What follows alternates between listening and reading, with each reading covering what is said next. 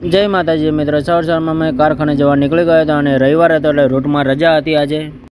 તો કારખાને પહોંચી ગયા હતો અને કારખાને બધું વ્યવસ્થિત પડ્યું હતું, પણ હજી કોઈ કારીગરો આવ્યા નહોતા અને આવવાના હતા. અને બીજા બે રનોજા ફરવા ગયા છે, ખબર નહીં ક્યારે આવવાના હતા.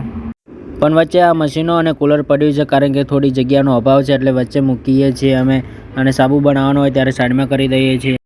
તો પછી ખબર પડી કે આજે કંઈ કામ નહોતું, રવિવાર હતો અને કારીગર એક જ આવ્યો હતો એટલે ખાસ કંઈ કામ નહોતું. પણ આ ટાંકું છે જે ભરેલું હતું પહેલાં અને હવે ખાલી થઈ ગયું છે, તો આ ટાંકાને ઘરે લઈ જવાનું હતું, કારણ કે આમાં ભરવાનું હતું અમારે પાણી.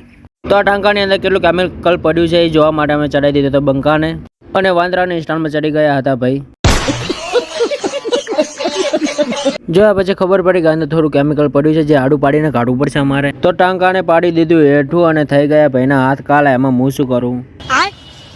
આ ટાંકાને જોઈને મને ખૂબ જ હસવું આવ્યું, કારણ કે મુખ હતું નાનું અને પેટ હતું મોટું. તો ટાંકામાં વધુ ઘટું કેમિકલ પડ્યું હતું જે કાઢવાનું હતું, પણ આસાનીથી નથી નકલતું, એટલે અમે વિચારતા હતા.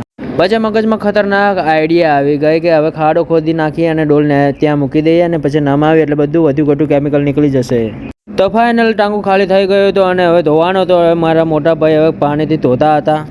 વાંકાવાળીને પકડીને ઊભા હતા પાઇપ, કારણ કે પાણીનું પ્રેશર એટલું હતું કે ભાઈને ઉછળી મેલે એટલું. તો ટ્રેક્ટર આવી ગયું હતું, કારણ કે ટાંકું ઘરે લઈ જવાનો હતો, પણ ટ્રેક્ટરમાં કોઈ મજા ના આવી, કારણ કે ઊંચું થતું નહોતું અને ટોલામાં મોટું હતું એટલે હમાતું નહોતું.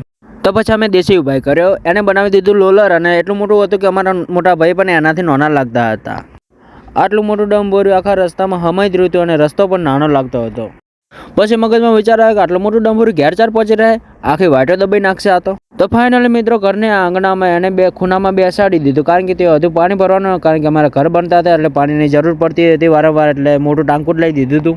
ટાંકામાં પાણી ભરવાનું હતું એટલે પાઇપ ફિટિંગ કરવાની હતી, એટલે અમે ખોદી નાખ્યું હતું બધું અને પાઇપ પણ લાવી દીધી હતી. તો આ વિડીયોમાં બન્યા રહે એના માટે તમે ખૂબ જ આભાર, અને આ વિડીયો અમારા જોતા રહેજો અને સપોર્ટ કરજો ફૂલ.